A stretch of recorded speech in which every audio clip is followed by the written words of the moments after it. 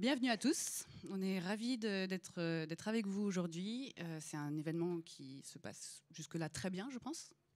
On va essayer de continuer sur cette volée-là. On va vous parler d'IA. Tout le monde en parle et on s'est dit nous aussi. L'IA peut être vue comme une source de pouvoir important par rapport aux problématiques de changement climatique. Mais on va aussi voir que l'IA vient avec énormément de risques et de limites. On va en parler et on va voir aussi comment est-ce que potentiellement on peut mettre en place au sein de nos entreprises une gouvernance qui va nous permettre de limiter ces risques. Donc on va partir de quelque chose d'assez haut niveau sur comment est-ce que l'IA peut nous aider, notamment avec Pierre-Étienne qui va parler d'un point de vue de journaliste, comment l'IA peut apporter aux journalistes une information fiable, partagée grâce à l'IA. Je vous présenterai après, en avant-première mondiale, un outil qu'on va sortir mi-juillet qui va aider les gens à mieux comprendre l'IA, avec un point de vue nuancé, loin des extrêmes. Et on finira avec Emmanuelle qui nous parlera comment elle met en place la gouvernance responsable au sein de RNCO. Je vous propose qu'on se lance avec Pierre-Étienne. Bonjour à tous, donc je suis Pierre-Étienne Pommier, je suis consultant en stratégie éditoriale, j'accompagne des entreprises et des médias dans leur réflexion sur le pilotage éditorial en lien avec les changements technologiques.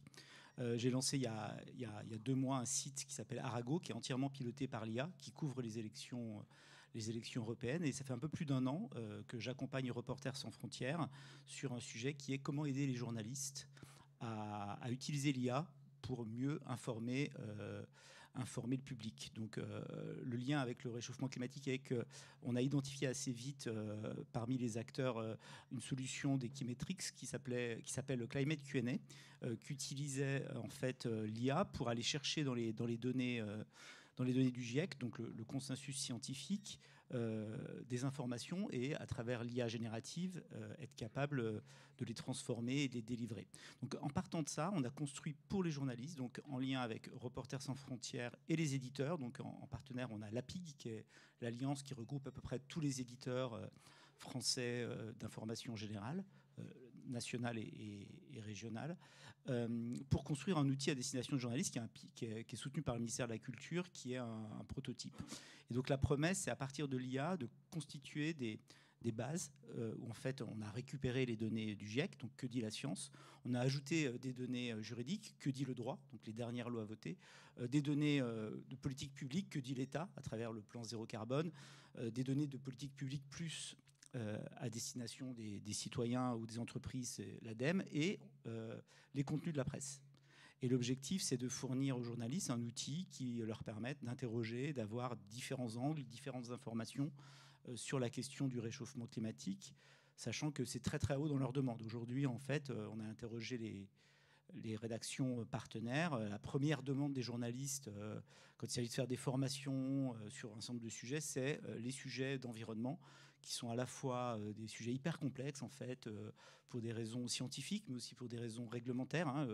Les sujets liés au climat, c'est souvent des sujets légaux. Donc on a une très très forte demande. Donc nous, on a une vision assez optimiste et positive de l'IA, qui est, on peut mieux informer les journalistes, enfin les journalistes en tout cas qui sont au départ en fait dans la chaîne de l'information, faire en sorte qu'ils aient accès à une information plus fiable, plus juste, plus argumentée aussi et aussi multiple, plurielle. C'est-à-dire qu'on voit bien que dans l'outil, on peut mettre en place les points de désaccord, des angles possibles. Voilà, donc ça c'est le côté positif du projet. J'ai une question. Tu parles de fiabilité de l'information. L'information n'est pas fiable sur Internet ? Alors, non, en fait, quand on cherche sur Google, l'information n'est pas fiable. Tout le monde peut faire. Il suffit de connaître un sujet pour se rendre compte. Donc, la techno qu'on utilise là, c'est du RAG, c'est-à-dire qu'en fait, l'enjeu, c'est de constituer des bases de données d'infos fiables. Donc, en ce sens, par exemple, les rapports du GIEC, les 12 000 pages du GIEC, c'est très bien, et c'est très rare d'ailleurs, parce que ça fournit un consensus scientifique. Pas la vérité, à nouveau, mais un consensus scientifique. C'est vrai qu'on n'a pas des bases comme ça sur d'autres sujets. Un des enjeux de l'IA, c'est de constituer des ça va être de constituer des bases en fait équivalentes à celles du GIEC. Enfin, c'est un travail colossal sur tous les sujets. Et donc le premier chantier pour l'IA et l'information, c'est la collaboration autour de sources, autour de données. Et là, on voit très très vite que ça coince parce que par définition, les journalistes ne partagent pas leurs sources. Collaborer, c'est pas évident. Et donc, on se heurte à un vrai problème industriel qui fait que, comme tu disais, si on veut que demain l'information soit fiable, il va falloir que les journalistes et les scientifiques mettent en commun un certain nombre de données, de méthodes. Et ça, si on ne fait pas ça, en fait, on est condamné en fait à avoir sur Google et dans l'IA générative et dans ChatGPT des informations erronées ou approximatives. On parle beaucoup de problématiques d'hallucination des LLM et de ces modèles-là. Est-ce que ça ne peut pas utiliser ces technologies pour chercher de la fiabilité, peut pas se retourner un peu contre nous? Alors, par design, les LLM hallucinent et ils hallucineront toujours. C'est d'ailleurs leur intérêt. Donc il faut apprendre j'ai envie de dire, à vivre et à travailler avec ces hallucinations. L'enjeu, en tout cas du point de vue des professionnels, alors c'est vrai pour les journalistes, mais c'est aussi vrai pour les juristes ou les médecins, c'est d'avoir c'est un enjeu déontologique. C'est comment est-ce que, et c'est un des enjeux du projet Spinoza mené par RSF, c'est de faire en sorte que les journalistes aient tous les outils, la formation, le bagage technique pour ne pas se faire halluciner par les hallucinations, justement.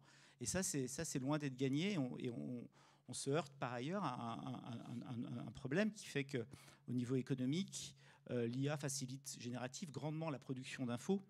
Et donc la presse qui va mal, va aller encore plus mal, parce que demain, l'information ne vaudra plus rien. Et donc il y aura une espèce de course permanente pour fabriquer le plus facilement, le plus rapidement de l'information.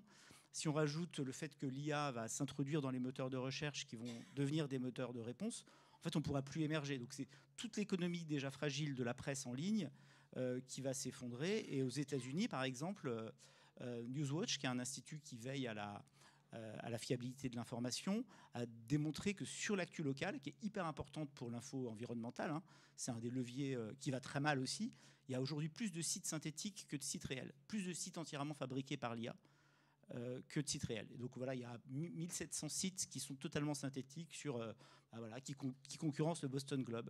Et donc ces sites, ils racontent un peu n'importe quoi en fait. La réalité est qu'ils sont en pilotage automatique. Et ça, c'est très inquiétant en termes... voilà. Donc il y a un enjeu de production auquel on peut répondre si on soigne nos hallucinations, si on collabore. Mais après, il y a un autre enjeu qui va être un enjeu de distribution et qui est pour le coup un enjeu économique pour la presse, mais un enjeu démocratique en fait pour le grand public. Qui dans la salle pense qu'en France, on n'a pas d'article rédigé par des IA? Non, ça va. Juste pour vérifier. Merci beaucoup. Est-ce que vous avez des questions pour Pierre-Etienne? Attendez, parce qu'on a besoin de micro. Merci. La question, c'est comment, en tant que journaliste, on peut vérifier derrière que c'est vrai? Parce que la petite expérience avec ChatGPT, je pense que tout le monde l'utilise. Et quand on connaît le sujet, on sait qu'on va mettre plus de temps à vérifier ce que lui a fait que de faire le travail tout le temps dès le départ nous-mêmes. Donc, en tant que journaliste, comment eux, avec la multitude d'informations, de ressources et de sources, comment ils peuvent vérifier sans être avec le temps très limité? Merci. C'est ce que permet de faire la technodrague, c'est-à-dire que globalement, on n'interroge pas l'IA générative globale, on demande à l'IA de travailler sur des sources et des bases qu'on a nous-mêmes vérifiées. Donc le travail, finalement, n'a pas changé. C'est-à-dire que ce travail fondamental, c'est de constituer des sources fiables et d'aller les valider. Et en ce sens, l'IA ne change rien. Et l'urgence qu'on a aujourd'hui à produire de l'info pour être le premier et tout ça, et les dérapages qu'il peut y avoir avec l'info en continu, les réseaux sociaux, c'est pas lié à l'IA. Donc ça peut être une chance si on se dit que si on veut vraiment travailler, faire vraiment bien notre job, il faut qu'on revienne à la base, c'est-à-dire c'est quoi les faits et les qualifier techniquement, structurellement, écologiquement même, on pourrait dire, pour les resituer dans un écosystème où on peut les utiliser de manière fiable. C'est vraiment ça le travail de base. Et ces outils citent les sources. Donc, quand la solution va écrire la réponse à la question, il va mettre la source et pouvoir vous permettre de cliquer pour aller vérifier aussi vous-même et pas perdre le temps d'aller chercher dans tout le document. Sinon, il y avait une deuxième question, oui. Je suis désolée, oui, il faut un micro. Oui, c'était par rapport à votre dernière remarque sur le nombre d'articles. Voilà, si on sait, voilà, est-ce que certains articles sont générés automatiquement? Alors j'imagine que oui, mais en termes de proportion, et notamment parmi les médias un peu mainstream, je sais pas, les publications type voilà, Les Échos, Le Monde, Le Figaro, vous avez une statistique sur combien sont générés via l'IA? Alors il y a des chartes dans toutes les rédactions maintenant sur qu'est-ce qu'on peut faire, qu'est-ce qu'on ne peut pas faire. Aujourd'hui, plus de la moitié des articles que vous voyez, en tout cas sur les réseaux sociaux, sont générés par des robots, en fait, déjà. Donc quand vous lisez Les Échos, non. Mais c'est le cas. Donc, tous les gros sites aux États-Unis gratuits, ce qu'on appelle les pure players, BuzzFeed, tous ces sites-là sont en fait 90%. D'ici 2 ans, je pense que 95% de l'info que vous cherchez aujourd'hui sur Google, sur laquelle les gens cliquent, qui est une information moyenne, sera générée par des robots. Donc, ce qui va poser un problème, même pour des sites sérieux comme Le Figaro, parce qu'une partie de l'info, genre je cherche des recettes de cuisine, ce qu'on peut appeler lifestyle, de l'info cool, en fait, les gens vont être adressés vers d'autres types de sites. Et donc, il y a une espèce de concurrence un peu infernale là, qui est en train de se mettre en place, qui va se faire au détriment de la qualité de l'information, probablement. Voilà, on va continuer sur la partie risque. Donc moi, je suis Annabelle Blangerot, je lead la practice IA responsable chez Equimetrix. Equimetrix, on est une boîte qui faisons des solutions d'IA pour des entreprises de différents secteurs, différents types d'IA pour optimiser des choses ou prédire des choses. Et donc, moi, je travaille sur comment est-ce qu'on va implémenter ça de façon le plus responsable possible, en faisant attention aux biais, en faisant attention à l'interprétabilité, à la robustesse en production, etc., etc. Et je voulais donc vous présenter Claire. Claire, c'est une nouvelle IA. C'est à vrai dire un système multi-agent. Donc, il y a plusieurs agents. À vrai dire, on en a 3. Ouais, très bien. Merci.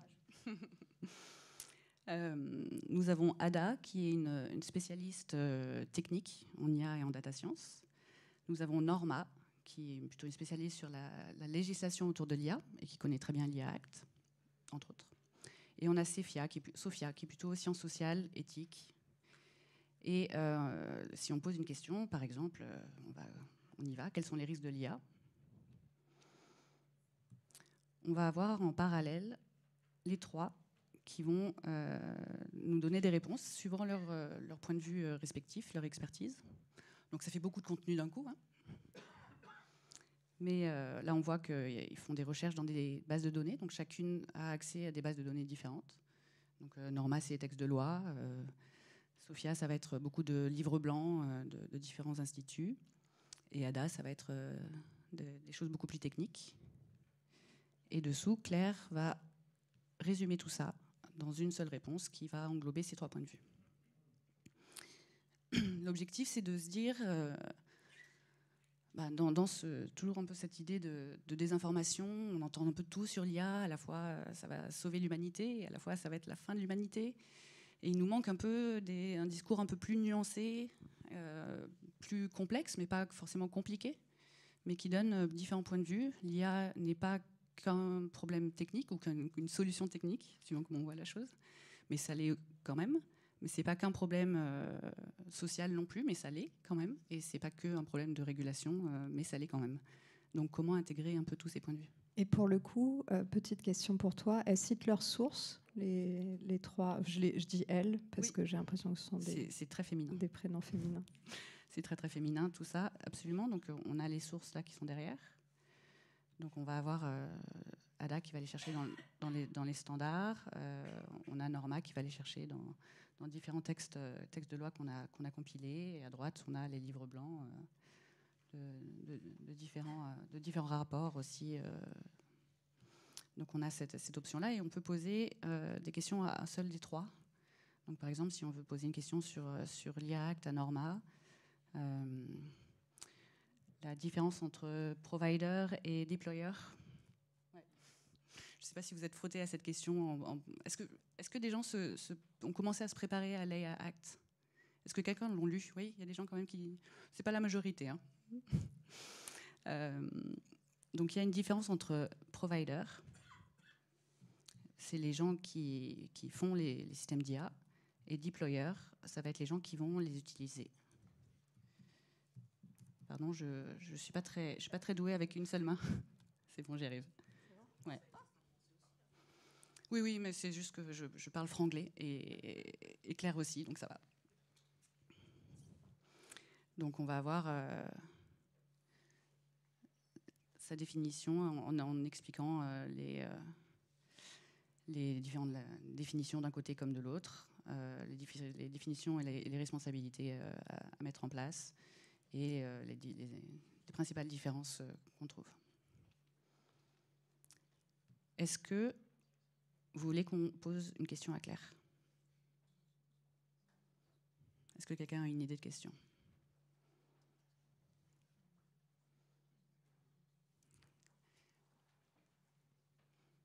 Peut-être que tu peux le dire et je la répète.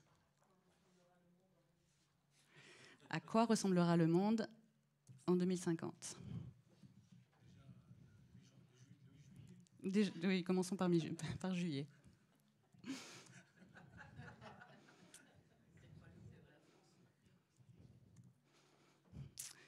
Est-ce qu'on a une influence mondiale?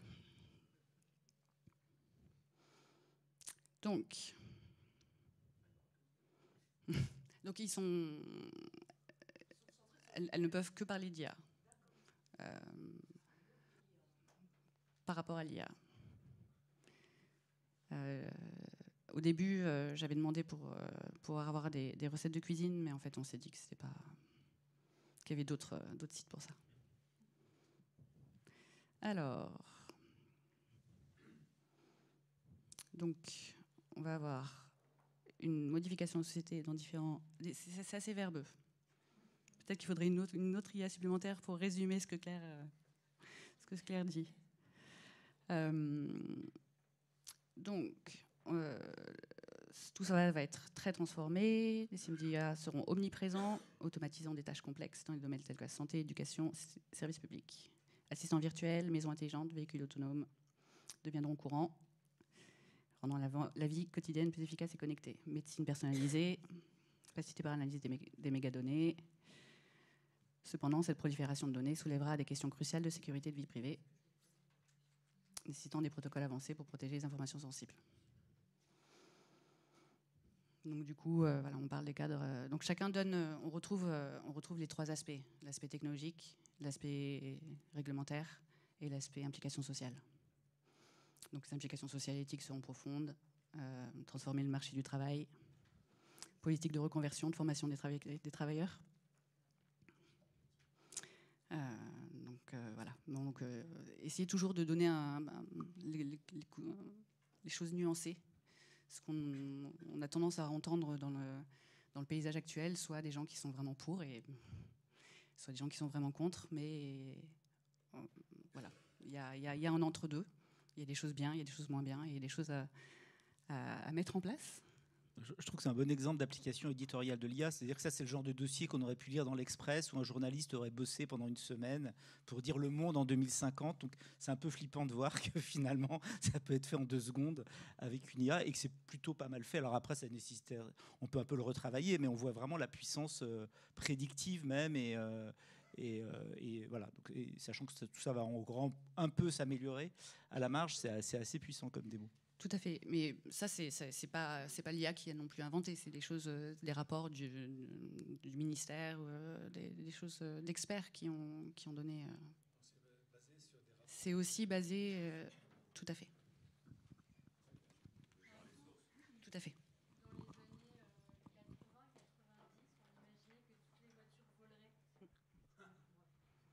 Je recommence. Dans les années 70-80, on imaginait qu'aujourd'hui, les voitures voleraient et ça n'est pas le cas. Si nous avions eu la force de l'IA à l'époque, elle nous aurait dit que les voitures voleraient. mais elles ne volent pas en réalité. Il y a les premiers taxis volants qui arrivent.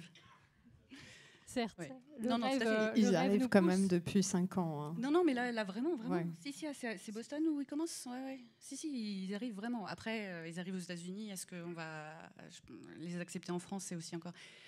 Tout à fait. Le monde de la prédiction est toujours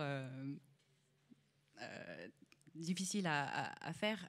On voit quand même que les choses s'accélèrent à une vitesse qui est assez effrayante à l'heure actuelle.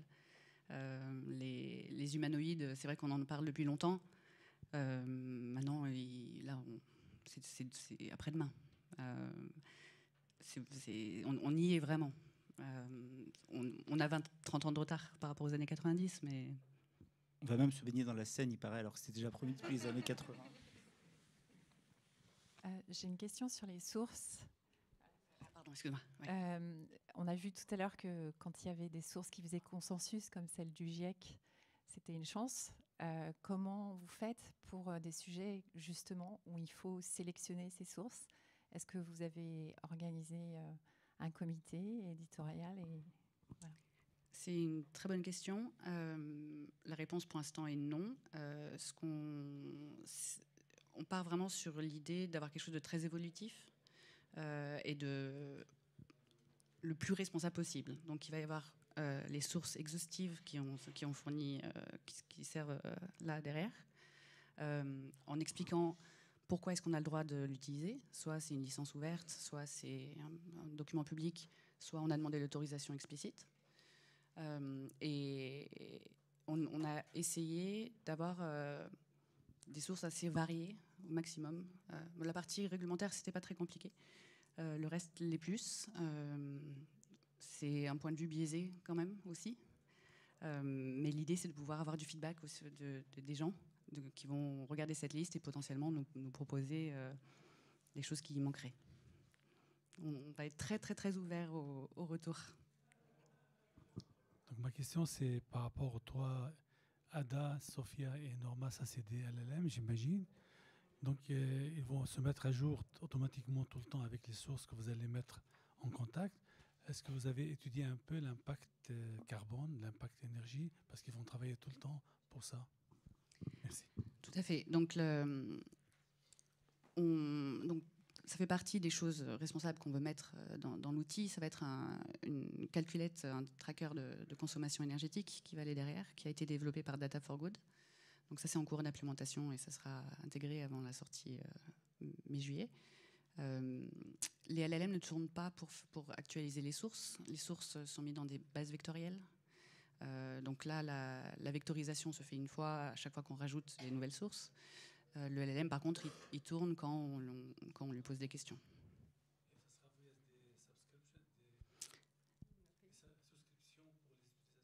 Non, ça va être ouvert à tout le monde.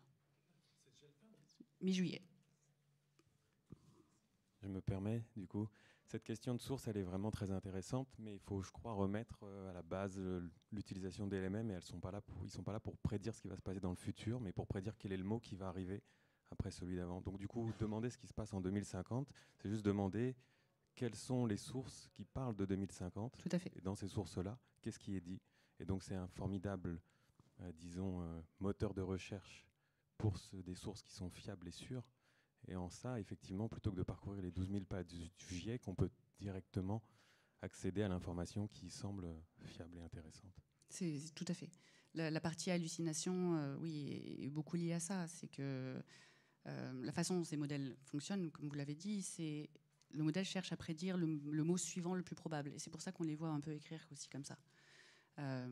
Et donc, si c'est pas, ou s'il a trouvé sur Internet, parce que les LLM ont été ont appris d'Internet avec le tout venant.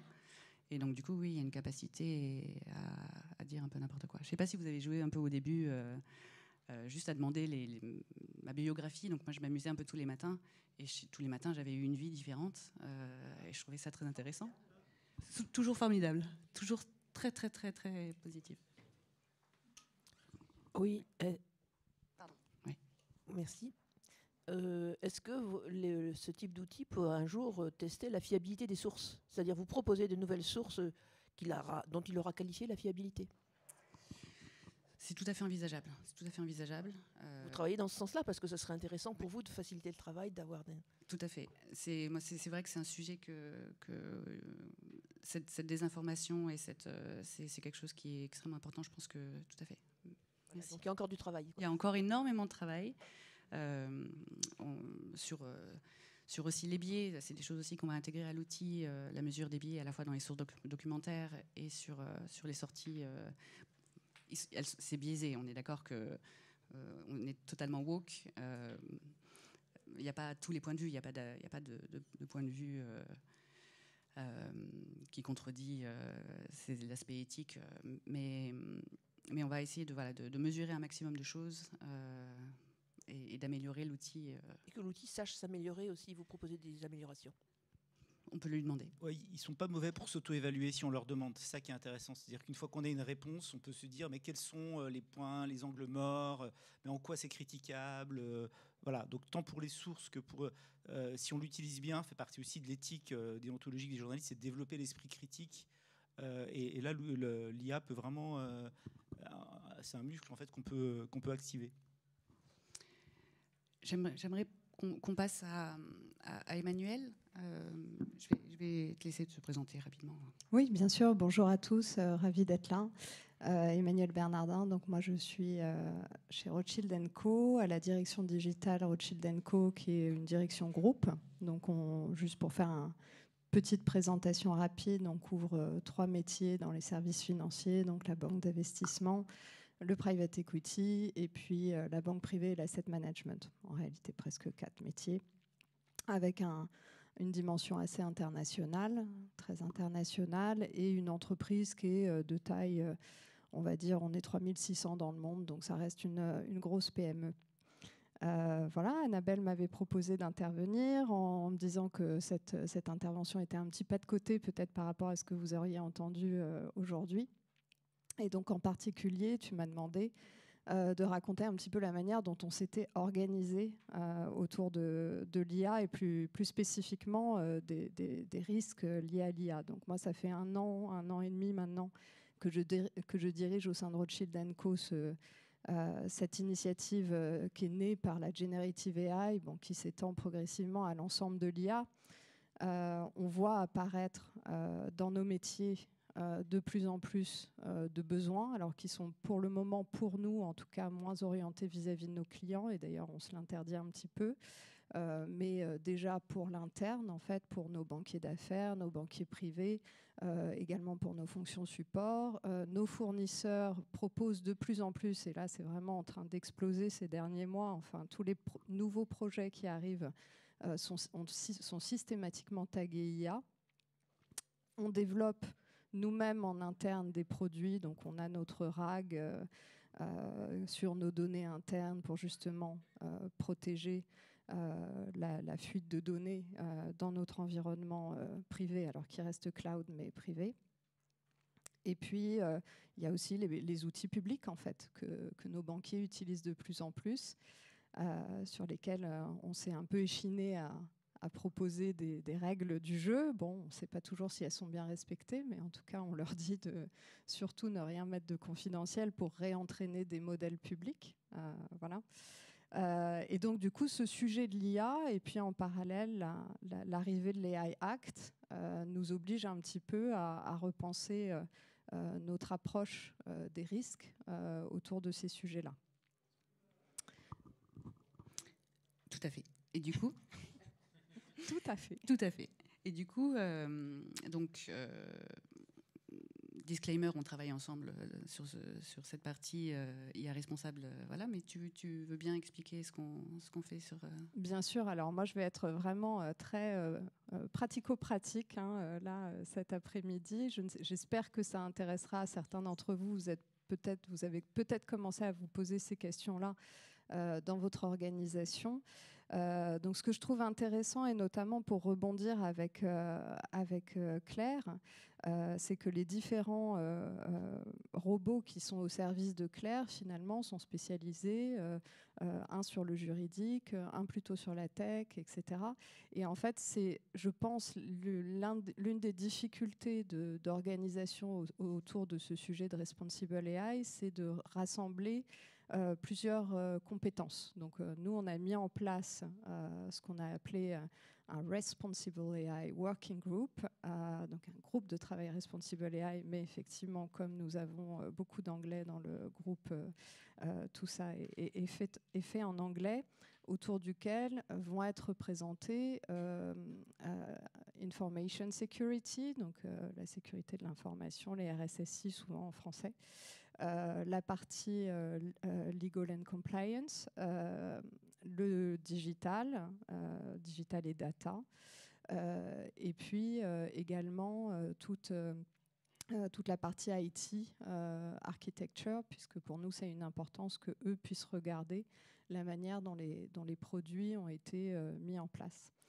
Donc on a commencé à se réunir avec ce groupe-là. On travaille depuis 6 mois dans cette configuration, à essayer de comprendre finalement comment l'AI Act va nous impacter à un moment donné, puisque donc, il a été signé en mars et les décrets d'application sont attendus d'ici 6 à 18 mois, on va dire, selon les filières métiers. On sait que souvent, nous, dans la finance, on est quand même relativement impacté par ces décrets d'application. Ça nous ajoute des contraintes de mise en sécurité, de suivi des risques qui sont importants. Nous sommes nous-mêmes une entreprise relativement adverse au risque. À titre d'exemple, voilà, si vous utilisez Teams, chez nous, le chat-in meetings n'est pas activé parce que considéré comme étant un risque trop important. Donc vous voyez un petit peu voilà, l'échelle d'acceptation du risque que nous avons. Donc on s'est mis un petit peu en ordre de bataille et la question était de se dire finalement comment est-ce qu'on fait pour ne pas rendre ce processus trop lourd, hein, et pour autant d'en sortir quelque chose et d'apprendre, puisque la réalité c'est qu'en fait on n'a pas les compétences encore aujourd'hui, et donc ça c'est un des deuxièmes défis. On n'a pas les compétences en interne pour réellement évaluer ces aspects Responsible AI. Donc, on a fait l'analyse collective avec ce petit groupe et avec l'appui d'Annabelle des critères qu'il allait être important de regarder, des nouveaux risques que cela créait. Nous sommes arrivés à une grille de 8 risques qui sont, alors ça on peut peut-être montrer un petit peu ce à quoi on est arrivé, comme ça vous les aurez en tête, qui sont très en ligne avec ce qui est indiqué dans l'AI Act pour ceux qui l'ont déjà regardé, auxquels nous avons ajouté, donc il y en a 7 qui sont directement dérivés de l'AI Act et auxquels nous avons tenu à ajouter un critère environnemental qu'on a encore du mal à évaluer, pour être honnête. Oui, on a du mal à définir quel est le minimum requirement, qu'est-ce qu'on demande vraiment quand on évalue des produits. C'est pas évident. Non, absolument, absolument. Et effectivement, pour chacun de ces critères, en revanche, nous avons défini une grille par laquelle tous les projets qui ont été identifiés comme ayant une composante IA doivent passer et doivent assurer un minimum de gages. Donc c'est ce que, Annabelle, tu mentionnais, les minimum requirements. Donc typiquement, sur la partie accountability, on va attendre qu'il y ait une personne clairement identifiée chez nous. Celui-là, à la limite, j'ai envie de dire, il est presque facile. Sur la partie transparence, et je pense que ça fait aussi écho à ce qu'on disait sur l'importance de la qualité des sources, sur la partie transparence, on voit bien que ces modèles d'IA générative nous posent problème aujourd'hui, hein, puisque le plus utilisé, donc, soit directement par nos banquiers, soit même par les différents fournisseurs que nous avons, reste GPT, dont la vérification des sources est par essence extrêmement opaque. Donc là-dessus, voilà, on a mis en regard de ça des risques à surveiller dans le temps. qui seront de la responsabilité des différents métiers en fait, qui l'utiliseront. Et ce Responsible AI Working Group continuera de suivre l'évolution de ces risques dans le temps. Je trouve qu'il y a un autre sujet qu'on a du mal à craquer, c'est la partie copyright et, absolument. Et intelligence. Oui, absolument. Alors IP, là aussi.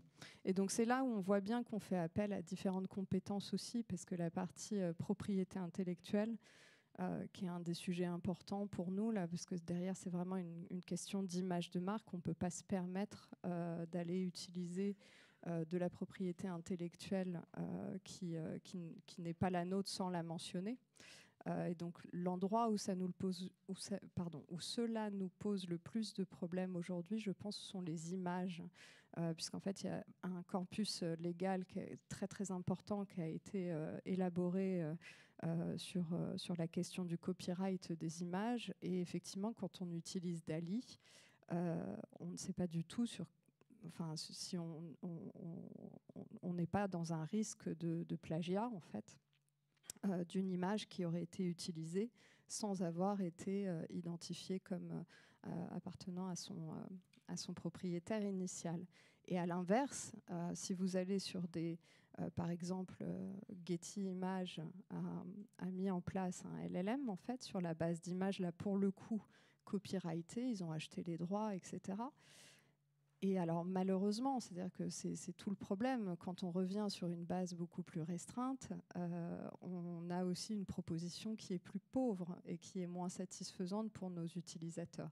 Donc voilà, donc c'est tout cet équilibre qu'il faut que l'on trouve entre ce que l'on autorise, ne pas non plus tirer une balle dans le pied là où nos concurrents vont, eux, peut-être utiliser ces éléments-là, et en même temps, on prend ces risques très au sérieux. Si vous avez des questions, n'attendez pas forcément la fin. Merci. Alors, moi, je viens du monde de la tech, ça fait longtemps que j'y suis, et j'arrive sur la RSE. Et quand on voit les régulations qui arrivent en Europe et donc en France avec la CS3D, on sait qu'on aura besoin de l'intelligence artificielle, puisque les ressources vont être très demanding. Et on va tous se retrouver, je pense, nombreux d'entre nous, à devoir investir dans des plateformes qui vont fonctionner grâce à l'AI. Et comment choisir la bonne avec le bon label? Y aura-t-il des labels, des certifications qui vont nous aider à bien choisir les bons outils? Alors, la Commission a dit qu'elle labelliserait finalement les modèles eux-mêmes. Donc après, les fournisseurs pourront se targuer d'avoir ce label. La question, c'est l'horizon de temps déjà auquel ça va arriver.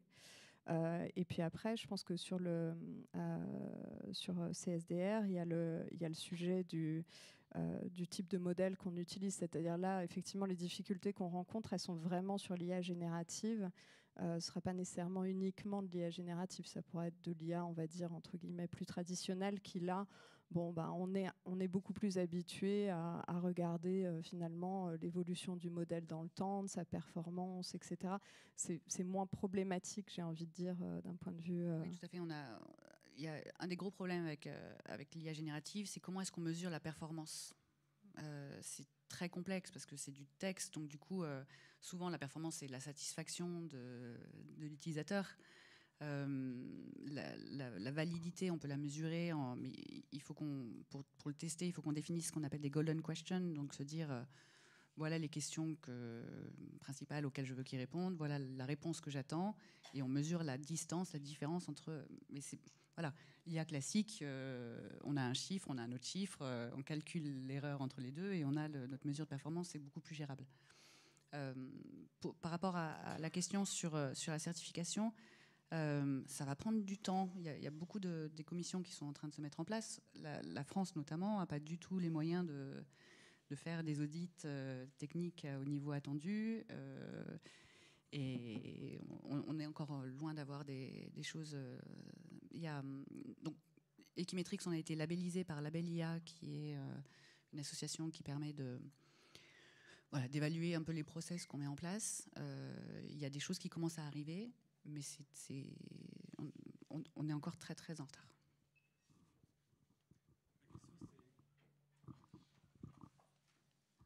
Merci. Vous avez mis ça en place chez vous. Est-ce que vous avez rencontré des résistances à l'utilisation? Alors, de plusieurs ordres, oui, c'est une très bonne question. Je pense que...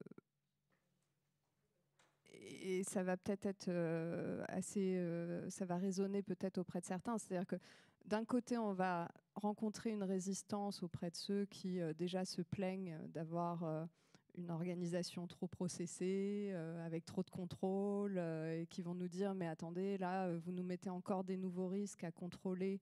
Est-ce qu'on en a vraiment besoin? Donc d'où l'importance pour nous de faire en sorte que ce soit le plus intégré possible dans nos processus existants. Alors je vais peut-être pas passer en détail notre processus existant, mais en gros voilà, on a déjà encore une fois, comme on est une société qui est quand même de taille raisonnable, tous les projets du groupe passent par une même instance. Donc c'est à cet endroit-là que sont identifiés si les projets ont une composante IA significative, et c'est à ce moment-là qu'ils reviennent dans notre petit working group. Et donc nous, on se met un point d'honneur à ne pas être bloquant dans le dispositif et à être peut-être même les premiers à répondre en fait dans toutes les due diligence qui doivent être opérées, que ce soit encore une fois legal, infosec, ITsec, etc. Donc ça, oui, je pense que c'était la première résistance. Et à l'inverse, j'ai envie de dire, il y a l'autre force très très forte chez nous, qui est la force du process. Et donc là, on est un peu au milieu du gué, c'est-à-dire qu'on a mis en place, et on est à nos premiers tours d'évaluation, on en est à 13 projets évalués, ce qui chez nous en fait est assez significatif. On en est là à 2-3 par toutes les quinzaines à peu près. Donc c'est quand même assez significatif. Et à l'inverse, on est un peu au milieu du gué parce que derrière, notre fonction risque attendrait à ce que nous mettions en place vraiment l'ensemble du corpus avec une policy, des standards, etc. Ce qu'on n'a pas encore fait. On est encore un petit peu au milieu du gué là-dessus. Je ne sais pas si ça répond. Ça répond, mais est-ce qu'il y a un sponsor de haut niveau qui, quelquefois, pas impose, mais au moins qui pousse vers l'application et l'implémentation? Oui. C'est très collégial chez nous. Voilà, la décision a besoin d'être portée et approuvée du plus grand nombre. Donc c'est très collégial. Je sais pas si... Ouais. Le collège, il est fait de gens de l'IT, de gens des métiers. Les deux, enfin les trois. C'est-à-dire qu'on a une instance qui s'appelle l'OPCO chez nous, l'Operational Committee, qui regroupe à la fois des représentants du business, des représentants des fonctions support. Et donc dans les fonctions support, il y a l'IT, la communication, les RH, les risques, etc. Donc c'est ce collège-là d'une vingtaine de personnes à peu près, c'est quand même assez grand, qu'il faut arriver à convaincre. Non, pardon, qu'il faut convaincre pour mettre en place tout ça. L'évaluation, pardon, désolé. Alors l'évaluation, là pour le coup, c'est une plus petite audience. Donc le métier est impliqué pour venir présenter son projet, mais en revanche, il y a une composante, on va dire, digitale qui est représentée par moi. Il y a le Responsible AI qui est représenté par Annabelle, Legal, Compliance et Infosec et l'IT.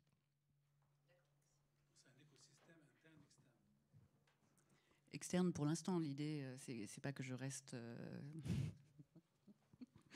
mais que... On ne sait pas. Ouais. Je me permets.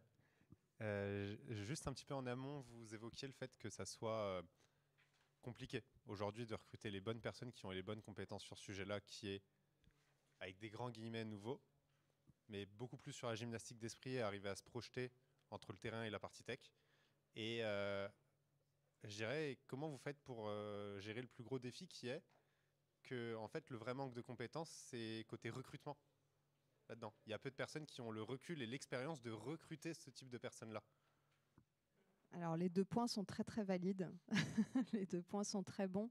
C'est là où en fait s'appuyer aussi sur de l'expertise externe nous aide, y compris dans les mouvements de recrutement. C'est-à-dire qu'on peut s'appuyer sur là en l'espèce notre partenaire Equimetrix pour nous aider à accélérer un peu sur ces aspects-là. Mais les 2 points sont très bons. Il y a le manque de compétences en interne.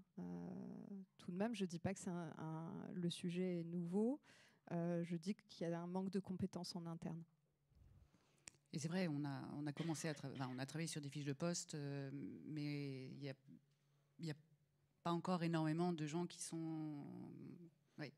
Et on a vraiment cette... il y a des gens de la partie légale qui se forment de plus en plus. On a des gens qui sont extrêmement intéressés et qui se forment eux-mêmes et qui cherchent à monter en compétences. D'un point de vue digital aussi, mais souvent il manque ce lien entre les deux. Cette traduction du légal en pragmatique. Parce que si on dit il faut mesurer les biais, c'est pas le légal qui va... Enfin, voilà. Donc, qu'est-ce que ça veut dire qu'il faut vérifier qu'il n'y a pas de biais? Comment est-ce qu'on traduit ça en contrôle technique? Et peut-être juste pour compléter sur votre point qui me fait penser par esprit d'escalier à un autre point extrêmement important qui est que la vocation de ce petit Responsible AI Working Group, c'est également d'aller essaimer un peu en interne et d'avoir un rôle d'éducation du reste de l'entreprise sur ces sujets-là, typiquement des porteurs de projets. Tout à fait. Et c'est vrai qu'il y a aussi toute la partie training en interne, au prompting pour les employés, l'écriture des do's and don'ts. Enfin, il y a eu toute cette partie aussi awareness et training importante. Oui. Bonjour, merci du partage. Pardon, ce matin, il a été dit que, vu le péril dans lequel on se trouve, il fallait prendre nos décisions, qu'elles soient politiques ou business, à l'aune de... ce qu'elles apportent à la réduction de l'empreinte. Donc du coup, moi, je me demandais en fait quels sont les domaines, à votre connaissance, sur lesquels l'IA a le plus d'impact en matière de réduction de notre empreinte écologique. L'IA est très très bonne pour plein de choses, mais 2 particulièrement. Une, c'est la prédiction, la prévision, essayer de prédire les choses, et 2, d'optimiser. On voit qu'il y a beaucoup d'applications. J'étais à un congrès scientifique sur le changement climatique et l'intérêt du machine learning et de l'IA là-dedans. Et c'est vrai qu'on a des modèles qui sont de plus en plus avancés sur la prédiction de ce qui va se passer et qui potentiellement vont aider les politiques publiques à s'y préparer au mieux. Le deuxième, c'est l'optimisation. Donc essayer d'optimiser un maximum de choses, que ce soit la logistique, que ce soit toute la consommation énergétique des bâtiments, de tout. On peut optimiser énormément de choses. En plus, ça marche plutôt bien parce qu'en général, ça nous fait aussi économiser de l'argent. Donc, c'est assez facile à convaincre les entreprises de le faire. Mais il y a encore énormément de choses qu'on peut optimiser. On n'est pas du tout optimisé comme pays. Donc, moi, je commencerai par là. Bonjour à tous. Dans la veine de cette question, en fait, on retrouve l'IA sur les mêmes enjeux que l'IT. Il y a l'IT for Green et Green IT. Donc, l'IT est à la fois la solution et aussi part du problème. Et justement, pour entraîner tous ces modèles d'IA, les LLM, c'est extrêmement consommateur de data center, de compute, storage, donc le refroidissement data center, où est-ce qu'on les place, etc. L'extraction des matières premières, dont tout ce qu'on a parlé ce matin. Donc, comment on maîtrise ça, en fait, lié à la fois à la solution pour l'optimisation, la prédiction, mais en même temps... Je ne peux pas faire du Macron, mais à côté, c'est aussi une part du problème, quoi. Complètement. Tout à fait. Donc là, on a une partie de l'équipe AI for Sustainability. Donc comment on utilise l'IA pour... voilà. Et moi, je suis plutôt du côté Sustainable AI. C'est un énorme point. Comme beaucoup de choses, la première chose à mettre en place, c'est des mesures. On ne sait même pas. Il y a très très peu d'études vraiment là-dessus. On ne sait pas vraiment combien ça consomme. Par contre, ce qu'on sait, c'est qu'il est prédit que l'IA augmente notre production entre 3,5 voire plus dans les années à venir. Et ça, on mesure beaucoup plus l'impact écologique de l'augmentation de productivité. Donc, ça va être beaucoup de choses. Ça va être essayer de mesurer, essayer d'être un peu frugal. Et là aussi, il y a beaucoup de travail en ce moment sur qu'est-ce que c'est que l'IA frugale. C'est pas simple. Voilà.